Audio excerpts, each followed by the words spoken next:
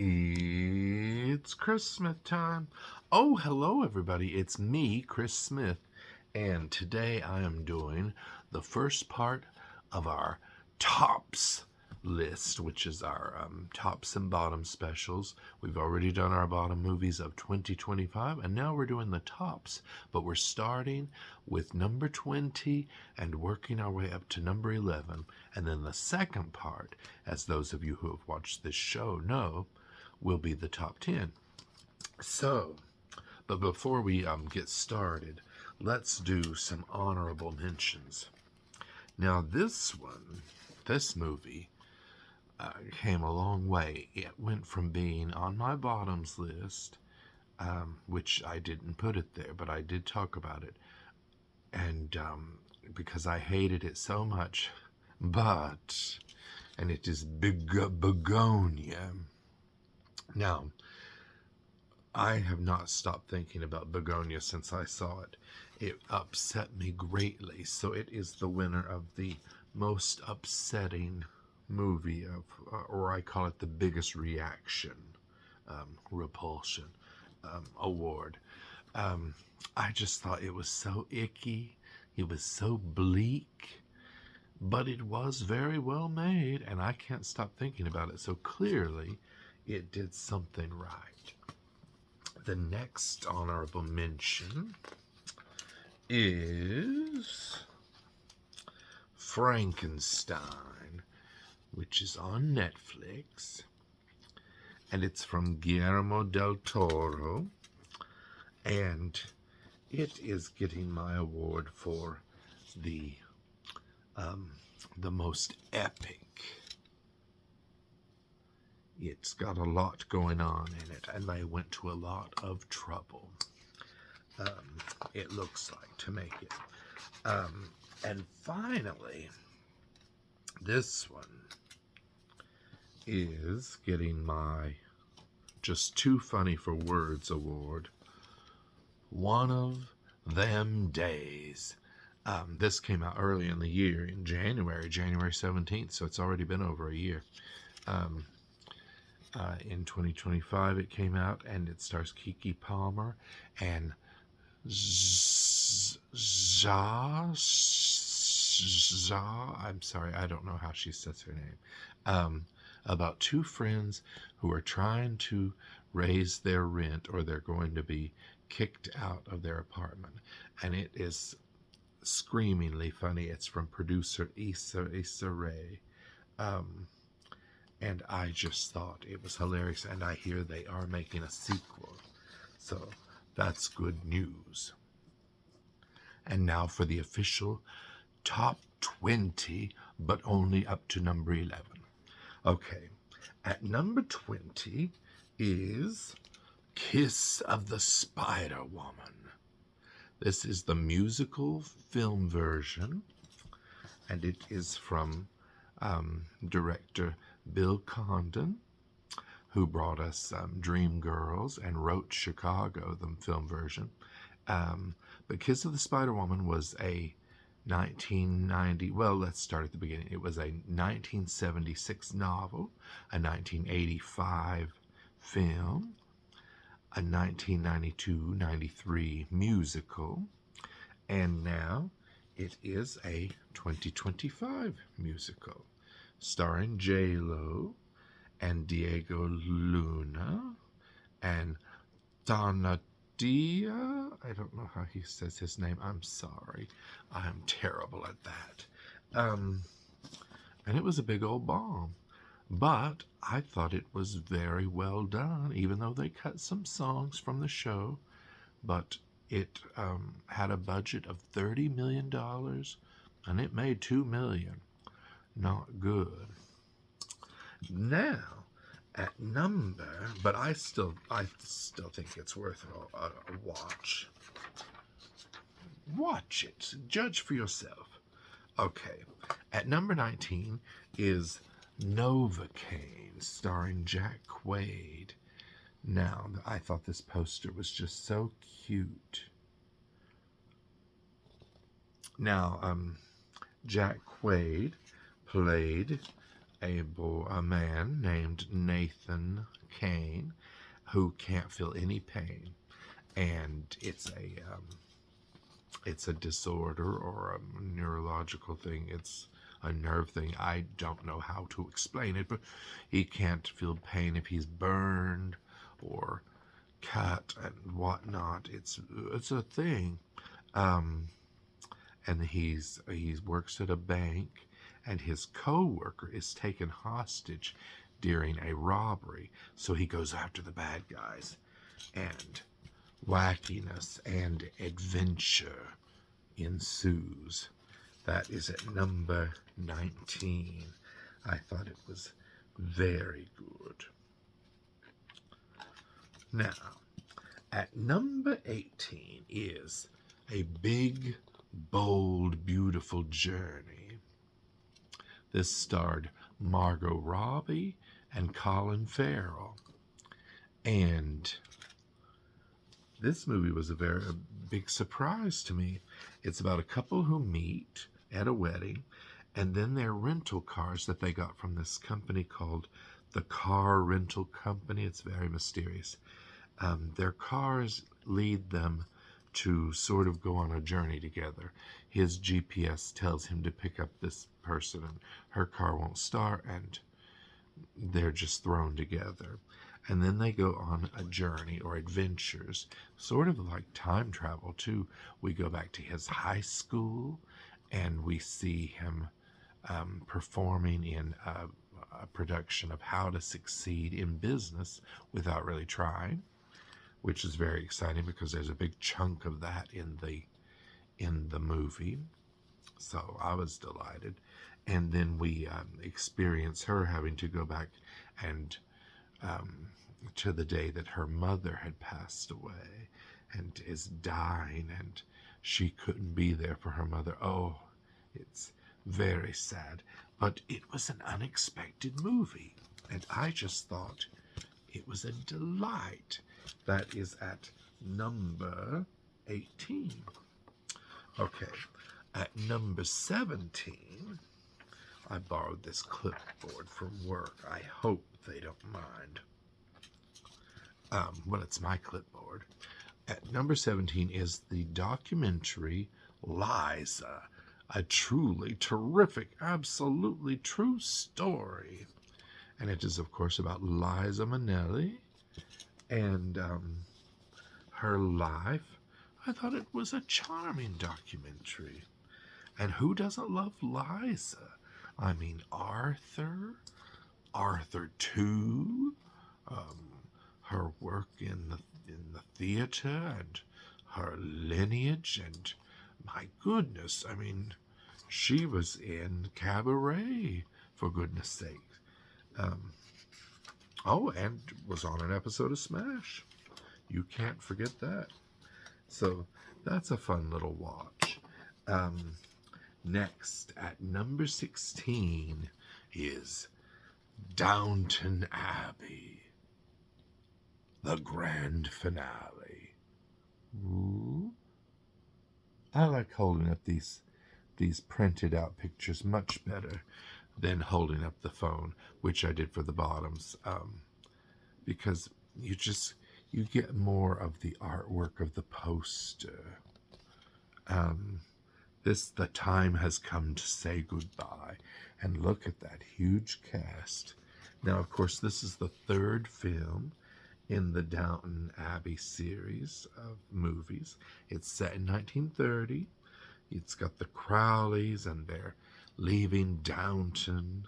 And you know, the TV series ran from 2010 to 2015. So now this is wonderful. You've got the series, you've got 3 motion pictures. How perfect, how wonderful to get to be an actor and have this huge box set of the series and the 3 movies. And you're like, look what I did. But yes, that is at number 16. And wouldn't it be fun to sit and watch all 3 movies together?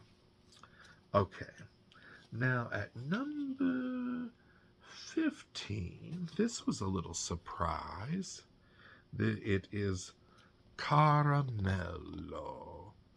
It is a Brazilian movie, and it was on Netflix, I do believe, and it's about a chef who has been diagnosed with a very serious medical problem, and at the same time he meets this very wild dog who is the color of caramel, and that is why it's called Caramello.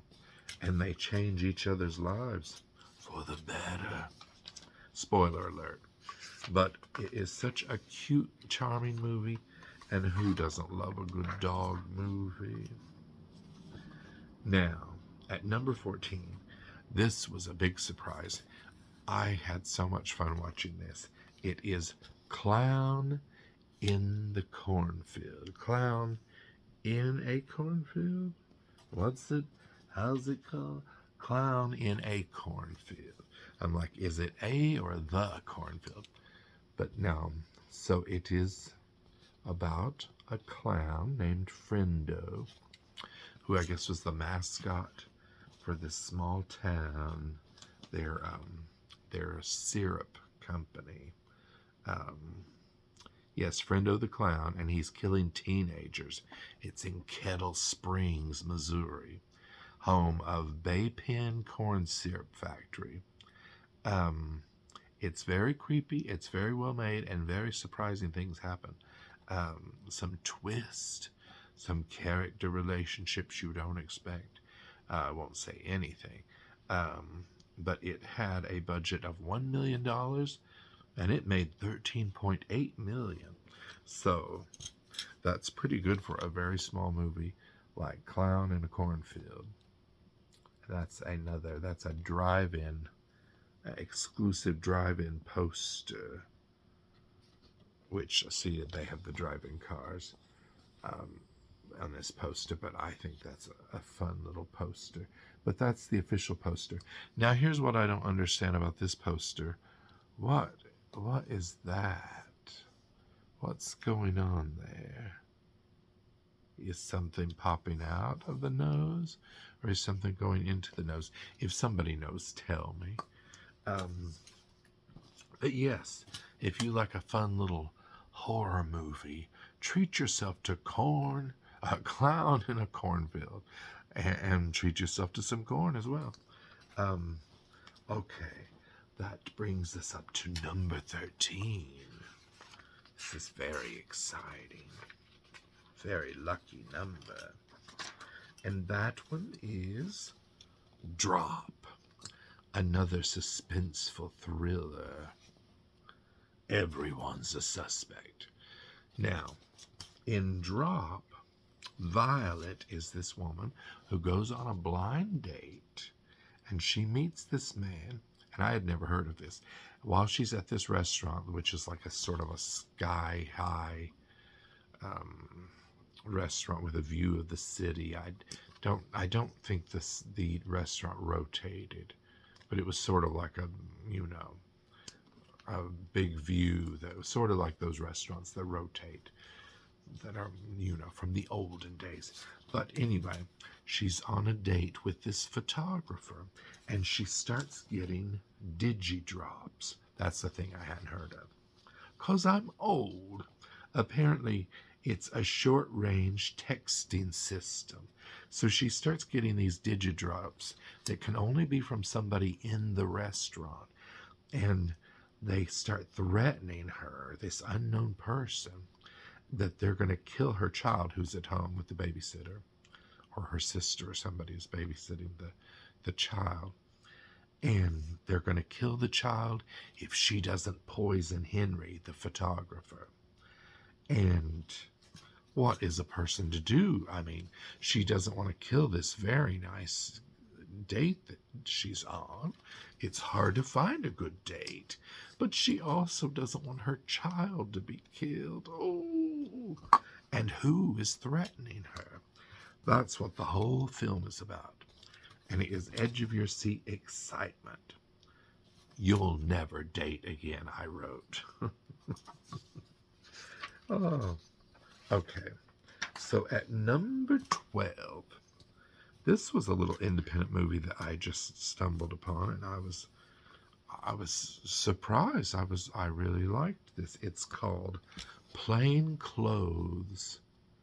Now, Plain Clothes is about this undercover cop, a young undercover cop who has been. It's set in the 90s. Is that correct? Yes, it's set in the 90s in a big mall, and they're doing this undercover sting operation to catch men who are doing lewd acts in the restrooms at this mall. Um, so they're entrapping um, homosexual men um, and in the mall. But this young cop meets this guy, Russell Tovey, of TV's Looking and many other things. And he finds himself drawn to him, even though he's one of his targets. And then that's where the movie gets going. So Plain Clothes, it stars Tom Blythe and the aforementioned Russell Tovey. And I recommend it. I thought it was a very interesting drama. And that brings us to our number 11th movie. Speaking of restaurants in the sky that probably do rotate, I think it did. It's Final Destination Bloodlines. Now, Final Destination Bloodlines is in this one. It's the I think it's the 6th in the Final Destination series, and in this one, it's set in 1969. A terrible disaster happens at this restaurant. And then, if you know the movies, the disaster hasn't happened, and the person is somehow able to prevent it from happening. And then death comes after everybody who survived. Well, in this one, because it's set in 1969, and then it's set 55 years later, and in present day, and everybody who's a descendant of the people who survived that were supposed to die starts dying in horrible, violent ways. So I really enjoyed Final Destination Bloodlines. It came out in May. Isn't that a cute? There's a little restaurant. It's sort of like the Seattle Space Needle. And look at this cute explosion forming a skull. Terrifying, but some very creative kills in it. Very gory and fun.